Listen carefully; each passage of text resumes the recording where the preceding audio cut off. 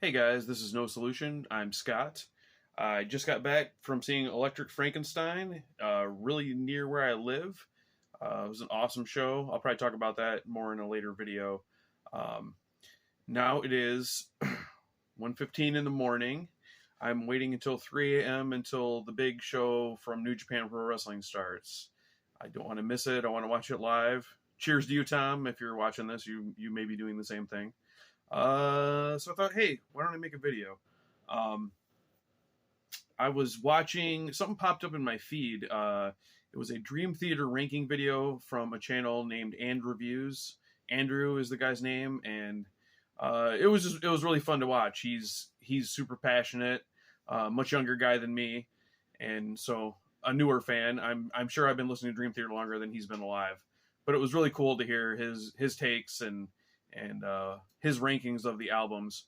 And I did have that knee-jerk reaction that I sometimes get when I see somebody's rankings, like, oh no, you're totally wrong. And then I sat down and started making my own ranking, and I spent enough time on that. I was like, well, I did all this work, I probably should make a video about it. I don't know if anybody cares. I know a lot of people hate Dream Theater, and that's totally fine. So no hard feelings if you're not interested in this, but I just thought I'd go through my rankings. Andrew did just the studio albums. No, he didn't include A Change of Seasons because it's technically an EP, even though it's an hour long. There's only one original song on it. No live stuff. So only the studio albums, and there are 15 of them. I actually didn't realize that until he pointed it out, but I have them all. A little brief history of me and Dream Theater. I was riding in my buddy's car in high school, and the local rock station played Pull Me Under. And it was three of us in the car, and we're all into metal, and we're just listening to it. I was like, this is fucking awesome. What is this? And they played the entire version, the whole 8.5 minute version, and then it ended, and they went into another song. And by this time, we're sitting in his driveway. So we ran into the house, turned on the radio so we could hear if they would eventually ever tell us what it was, and they did not. And I don't know, it didn't occur to us that we could call the radio station and ask what that was. So it was about, I want to say it was another year before we figured out what the band was and got Images and Words finally. So that's where my my Dream Theater journey started. And they were, for years and years and years, they were my favorite band. So let's get into it. We're going to go bottom to top. And a lot of these ranking videos, people say I like all these albums. That is not totally true. Let's say there's three of these I wouldn't say I like, and there's one I absolutely hate. And so we'll start with the one I absolutely hate, The Astonishing. This is a fucking embarrassment. I don't know what they were thinking. It's a double disc 2-hour abortion. It's like it's a concept album if the concept was written by a 7th grade girl. Something about the future and the power of music or something, but just Jesus. This one I listen to less than like Saint Anger. Like Saint Anger I'll pull out like every 3 years and go, let me check and see if it was as bad as I remember. And it is. This one I was traumatized. This is like, you can't hate something more than a band that you love putting out something you don't like. Like this, that's the level of this. I can't fucking stand it. Why do I still have it? Because I'm a loser, and if I had a gap in my Dream Theater collection, it would drive me crazy. So I already have it. It's in the house. Whatever. I'll keep it. It's a placeholder, I guess. So it's 2 hours, but there's nothing Dream Theater about it. Like there's no cool instrumental breaks. It's a bunch of shitty songs. And sometimes they feel like they're going to get going and they don't. Yeah, it's absolutely fucking trash, and I hate it. So that's my number 15. Number 14, quite a bit better. This was the follow-up, Distance Over Time. This came out in 2019. I didn't say when that came out. Fucking who cares? This was a sad one for me because it was like, this is when I realized, like, okay, I think Dream Theater is now a legacy band. Like, I'm going to buy their new record. I'm going to listen to it 3 times. It's not going to do anything for me. I'm going to put it on the shelf and forget about it. And that's exact. I can barely remember anything about this one. It's just like, it's fine, I guess. Um, I couldn't. I'm looking at the track listing. It's like I don't remember any of these songs. I don't know. It's whatever. Yeah. If you're looking to get in Dream Theater, I would say skip it. All right, number 13, Black Clouds and Silver Linings. So this was the last album with Mike Portnoy, who was, well, not really a main songwriter. He was very instrumental in like kind of the direction of the band and like picking set lists. And you kind of didn't miss him till he was gone, because when he was gone, it was like the creativity in the set list kind of went away. Like he would make sure that they played different things.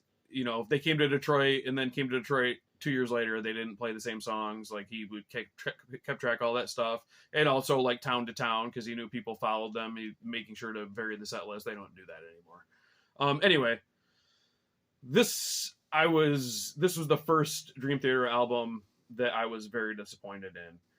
The lyrics are frigging childish and terrible, and I'm not usually a lyrics guy, but like the first song, A Nightmare to Remember, the big story in the song is, I got in a car accident, and then when I was a kid, and then everything was fine. The end.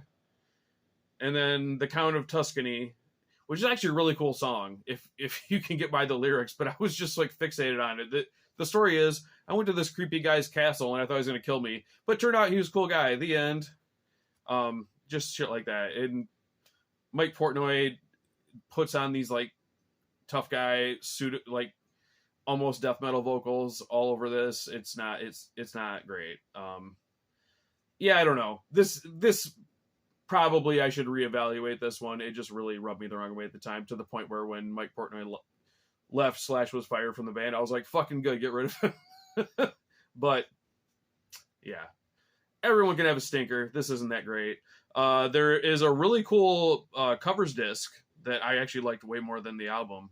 It's got Stargazer on it, which obviously is a friggin' classic, and some Iron Maiden, some King Crimson. So yeah, there's that one. That's number 13 for me. Number 12 is the Selftitled album from 2013. This goes in the category of it is pleasant to listen to, but nothing. Like, I used to get a new Dream Theater album and I would just pour over it and it would just blow me away and always be picking out new things. This was like, oh, it's got some cool songs on it. And then one of the things that brought this down for me was the last song, Illumination Theory. It's one of their kind of trademark epics with, multiple parts. For the first time, the epic felt like, oh, this is a bunch of 3-minute ideas we had that we're just kind of awkwardly stitching together to make an epic out of, which, is probably the case with a lot of the other epics. Like, famously, like the Abbey Road medley from the Beatles was that. But just the way they did it, it seemed to all flow together and it seemed to make sense. That for the first time, this didn't seem to make sense to me. It really felt like a bunch of parts stitched together. This is okay. I mean, I do enjoy it, but far from the band that blew me away with every album. All right, where are we at? I knew I was going to lose track. 11, A View from the Top of the World. This is the most recent album, 2021. So after the previous album, Distance Over Time, that I was like, well, I guess they're a legacy band now. I got this because I'm going to get it because I got all the other ones. And, and I put it on and was like, oh, wow, this is really good. Like, I really did enjoy this one. It doesn't have the magic to me as the old ones, and probably nothing ever will, just maybe because of my age and how long I've been listening to them. But yeah, this one's really strong. I would definitely say this is a worthy addition to the catalog, and something I actually come back and listen to, not something that just gets thrown on the shelf and forgotten about. Number 10, Falling Into Infinity, 1997. This was their 4th album. Very divisive at the time with the fans and even with the band. I think the band, especially Mike Portnoy, was really down on this because he viewed this album as their compromise album, where the record company wanted hits and they sent them to an outside songwriter to work on a song, and things got rearranged and clipped and moved around, and a big instrumental section got taken out of a song and put on its own track, like in a different part of the album. So it just really represented, I think, to the band, bowing down to the record company, and it didn't matter. I mean, they were trying to make a hit album, and it didn't work. But there's a lot of really good songs on here. If you just take it for what it is and don't know any of the backstory. I mean, a lot of stuff they play today. Peruvian Skies, famously, which they can't fucking stop playing, and I don't think it's that great, but whatever, it's on here. Hollow Years is a really sweet ballad. Burning My Soul is really cool. Lines on the Sand is amazing. That has Doug Pinnick from King's X on it. Just Let Me Breathe is also a favorite. They play all the time. Yeah, this is a really good album. Not quite deserving of the hate, I don't think. It's my number 10. Number 9, When Dream and Day Unite, their debut. This is with Charlie Dominici on vocals before they got James LaBrie. It has a different feel for sure. James really has a defining part in the band now, and Charlie's voice, it's quite different. I don't think it's bad, but it is kind of jarring when you're used to the James LaBrie sound. But just a lot of classic songs on here, man. Fortune and Lies, Yitsu Jam, the instrumental they still play. The Killing Hand is amazing. Afterlife is a great song. It's really well worth listening to, I think. I know Andrew doesn't agree. I think he put this at his bottom, and that was when I had friggin' nerd rage. I was like, oh, dude, that's the worst album. What's wrong with you? But everybody hears it with different ears, and I understand. But I think it's kind of right in the middle. I think it's a really good album. Number 8, A Dramatic Turn of Events. This was the first album without Mike Portnoy, and I was super into this. This came out 2011. I keep half-ass saying the date. Sorry about that. Yeah, so after the disappointment for me of Black Clouds and Silver Linings, I thought they were kind of right back on track with this one. I know there were people who were like analyzing this album and saying they basically hit all the beats of Images and Words, like they were remaking it. And I can see that. There's part of that in there. But it's a fun prog rock, prog metal album with, the wankery and soloing and shredding that you might expect from Dream Theater. So if you're into that, you're into that. If you're not, you don't like Dream Theater. So good album. Number 7, I went with Octavarium, their 8th album. 2005. Yeah. Super solid. I mean, when they were hitting on all cylinders. A lot of good songs on here. Octavarium, the finale is a 24-minute, another epic, but one that works for me. It feels like it all goes together. Not that it's Frankenstein of 3-minute segments they had. Yeah, super cool. I saw them 2 or 3 times on this tour in various incarnations. One of them was what was that Megadeth tour, Gigantour? They played on that, and they killed it in a 90-minute set when usually they're used to playing like 3 hours. So yeah, These Walls I've always really liked. I Walk Beside You is a classic ballad from them. Sacrifice Sons is another great one. The Root of All Evil, continuing Mike Portnoy's like 12-step trilogy or cycle of songs he was doing about his AA progress. So yeah, Octavarium is a really cool one. Oh, and one little tidbit about this one. For the previous few albums before this, they would end on a note, and then the next album would begin on that note. So if you played them back to back, they would run into each other. This one, they did that with The Root of All Evil, the beginning song. But Octavarium ends on the same note that it begins on, so it kind of closes the loop. So if you played Octavarium, the last song, with the first song on the album, they would also flow into each other. So they kind of a little thing they had going, but they ended it on this one. Next one for me, Systematic Chaos, number 6. This was the 9th album, so right after Octavarium, 2007, I believe. Yes, I could swap Octavarium in this one pretty easily. I was actually going back and forth.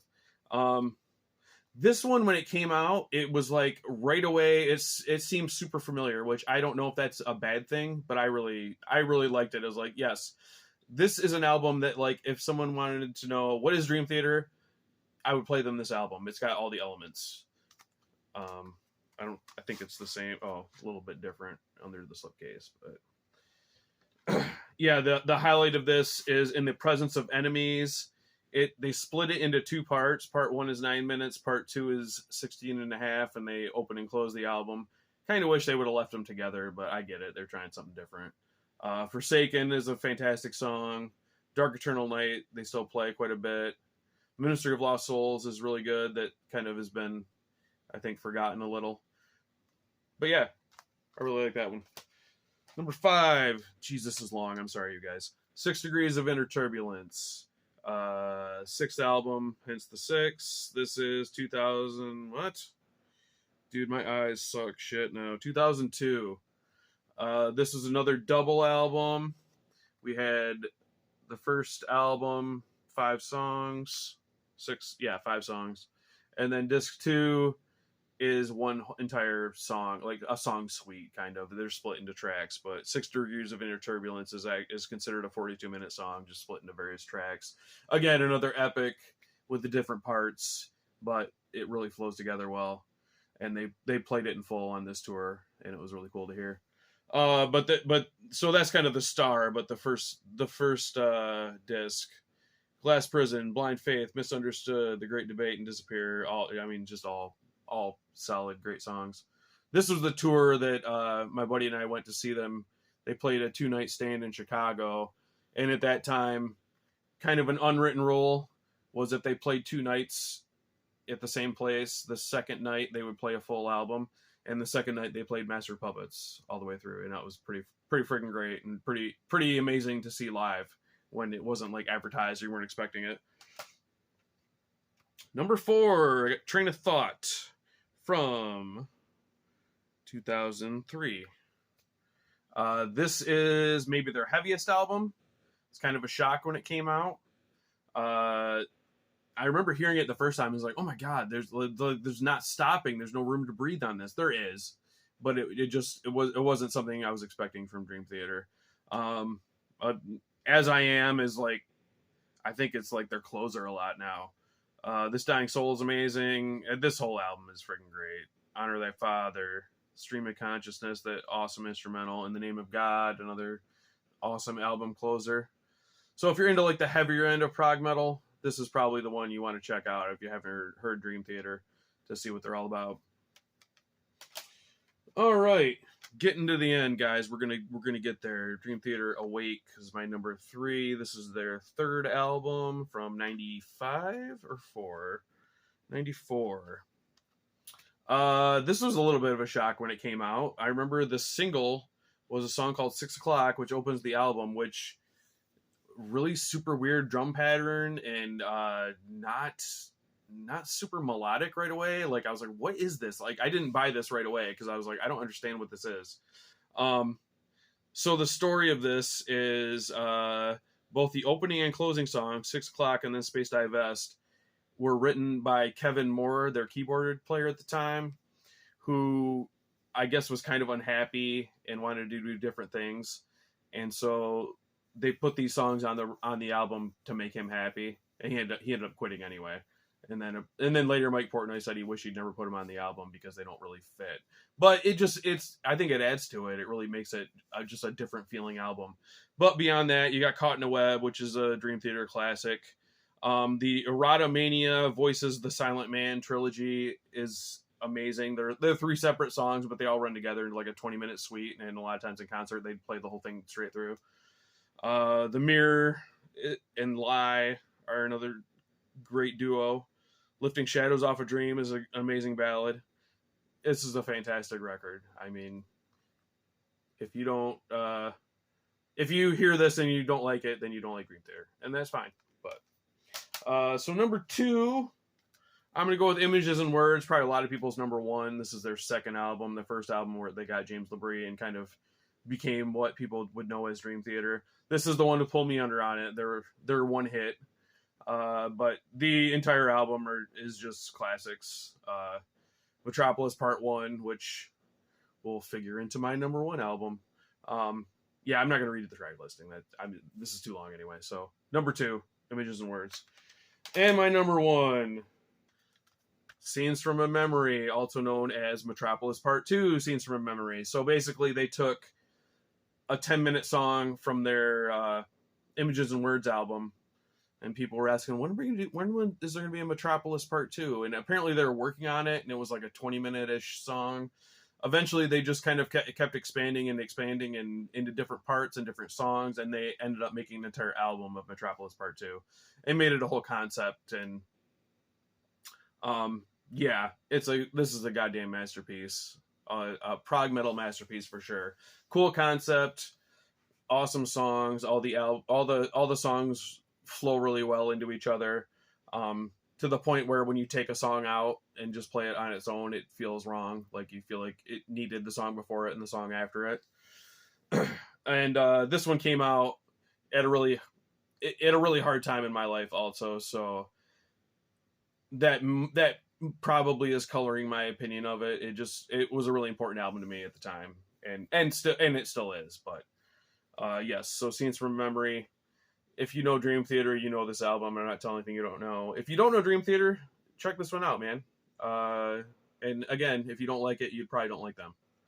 So that is my ranking response to Andrew. Andrew, thanks for making the original video. I really enjoyed it. Hope you like mine. And I'll see you guys later.